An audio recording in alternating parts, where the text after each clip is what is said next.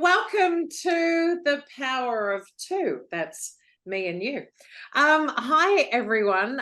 Really nice to see you. Beck Wiles here from the training establishment in Australia, and my good friend Amit Prakash. I guess a question to kind of start off with, and then I'm handing over to you. There's some real confusion around coaching, mentoring, training, etc. Amit, in your words, help us to understand what's the difference between all of these, and then, tell us about coaching. Well, thank you so much, Beck. Thanks for the introduction. Really loved it. And yes, the more and more I am getting into coaching and doing coaching and learning more and more, I'm realizing that, including myself, when I was a corporate leader, I think the world is a lot confused and I would say mixed up with several forms of interventions, and they're all great in their own way. So it could be coaching, mentoring, training, consulting, counseling, therapy. These are the different mediums of helping clients, helping professionals, helping human beings. And over the period of time, I've seen that we are so confused and mixed up with what each of these things individually are, that that sometimes we don't know what exactly to ask for in terms of help. Like many a times I get inquiries regarding sales coaching, and when I get into the discovery meeting, I realize that it's not about sales coaching. They want me to mentor their sales leaders so that they can get the best out of their sales teams, from upselling to cross-selling to downselling to next selling to even the team management, work-life balance.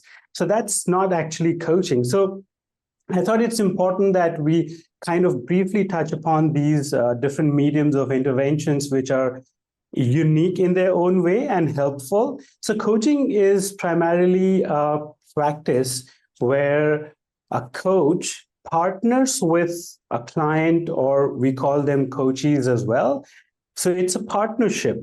It's a partnership relationship where I would say we work on a parent-parent level, not a parent-child level, where we partner with them and we don't necessarily get into providing solutions, because we understand that our coaches, our clients are already well-educated, experienced, and they have their own wisdom.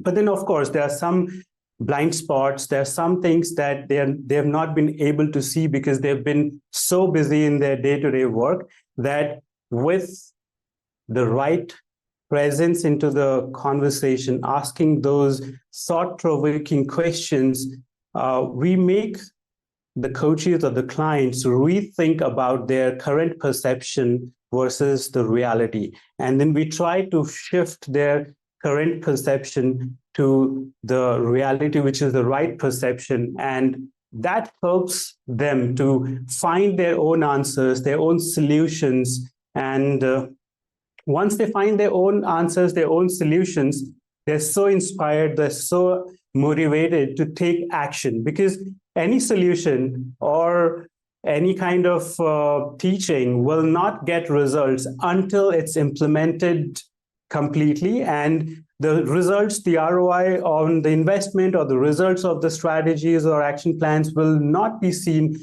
until we really implement them. And that's where I personally feel that the difference comes in, because I've been a trainer as well, right, Beck? We've done several things together with global organizations. So as a trainer, what we do is we provide solutions, we provide step-by-step processes for them to follow. But what we realize in the coaching side of it is when they find their own solutions, their own structures, their own frameworks, they're more motivated to actually implement them, and they are committed to see results. When they see results, the results are basically owned by them, not by the coach. There is no credit to the coach. Actually, all the credit actually goes to the client, to the coachee. In this case, it could be the leaders, it could be the high potential performers, or any manager in the company. And that's what we want. We don't want to take their credit. We want them to take credit of their own results. And that's how coaching is very different from mentoring or training, where we generally tell them what to do. So mentoring is in a specific area where we have experience, like you and I have experience in sales, customer service, customer experience, hospitality, luxury retail, and we can actually tell them step-by-step process. We can share our success and failure stories, and we can tell them this is how it works, this is how it doesn't work, so don't do this because I've experienced this not working, so don't waste your time there. So that's mentoring. Training, again, is a structured way to teach people how could a sales be done, or a presentation be done, or a prospecting be done, or a solution selling be done, or how you can become a trusted advisor to your clients. That's a structured process that someone can learn and they can start to implement. So that's about the coaching. Now, consulting is basically, it's about providing solutions to the client, and that's it. Let them implement on their own. And when it comes to therapy, that some people get really confused with between coaching and therapy. So therapy is something that the therapists, they go back in the history. They even go to the deep level of their subconscious mind and help them change whatever was not right and their experiences to what should be the right thing to do. So that's a very, very different service that a therapist can do. And coaching is not into that. Coaching is more into the present and the future. Therapy is more coming from the past to the present. So that's a big difference over there. Coaching is more on the, coaching is more on the conscious and a little bit on the subconscious part of it. However, therapy is more on the subconscious part of it and the history part of it. So it's so different. And I hope with this, we've created some level of awareness. And of course, both of us are there to answer any questions on this show or after this. Both of us could be contacted for any further details. That's absolutely, we are available for that. So that's how coaching is different, and it has its own power.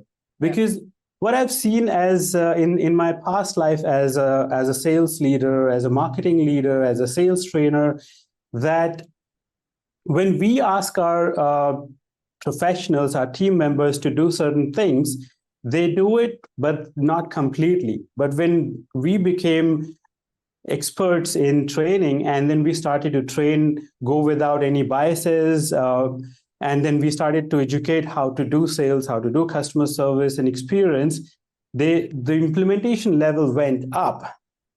And that's when I was also thinking, how can we, so from 60% as a leader, it went up to 80% as a trainer, because we had no other biases. We were straight coming from the skill level. And then there was still some improvement that I was thinking that we can provide in terms of implementation, because any learning until implemented will not see the result, right? Yeah. So that's when we thought that, okay, why not try something else in addition to training, where the professionals, the leaders, they find their own solutions because they have their own experiences. And that's when I started to see that they're so motivated because it's their results, it's their solution, but we've just facilitated to find them, for them, and with them. And they are committing so much more to start implementing, and that's when they see results, they get the credit of it. So that's how coaching is different. Wow, that's an awesome answer. Thanks so much for that, Amit. And just to be really, really clear, Amit is a certified coach. I do mentoring, but I am not a coach. And if anybody was to come to me to request coaching, Amit would be exactly who I would send you to, because he's the professional.